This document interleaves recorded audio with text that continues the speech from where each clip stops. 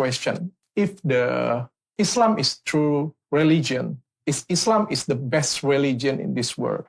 So why does there's a lot of the other religion in this world?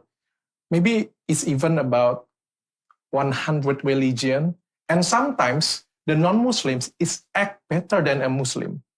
Your question is that Islam is the best religion. Why do you have Muslims who are doing wrong things? Like, why do you find Muslims cheating? Why do you find Muslims drinking alcohol? Yeah, because why do you find other religious people better? That's the question. Because Islam is true religion. Yes.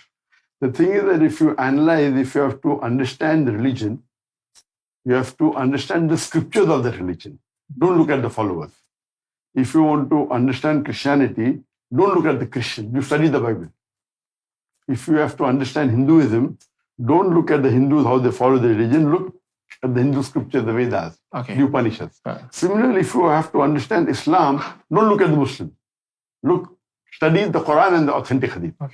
So to understand a religion, you have to understand Al-Quran, the scriptures. For Islam, Quran and Sahih Hadith. For Hinduism, Vedas and Upanishads. And then you have Bhagavad Gita, etc. For Christianity, you have to study the Bible. Now, all the people who claim to be Muslim may not be practicing Muslim. So I do agree with you. There are some Muslims who are not practicing Muslim. I do agree there are some Muslims who cheat, who tell lies, who drink alcohol, who do wrong things, who do injustice.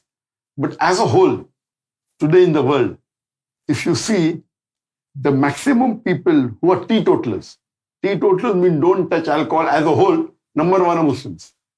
You can find some Muslims who are alcoholic and can drink a non-Muslim under the table. But as a whole, the biggest teetotalers are Muslims. The biggest people who do charity are Muslims. There may be some more stingy, but the biggest charity in the world are done by Muslims. The most honest people as a whole are Muslims. So I do agree with you, there are some black sheep in the community. What does the media do? Media picks up these black sheep of the community and portray to the world as those exemplary. Muslims are terrorists. Muslims are alcoholic. Muslims are drug smugglers. There are some black sheep in the community.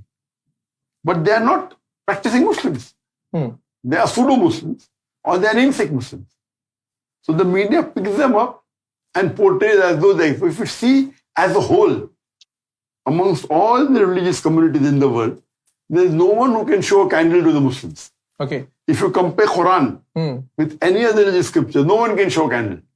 You understand, no? So that's the reason my specialty is comparative religion.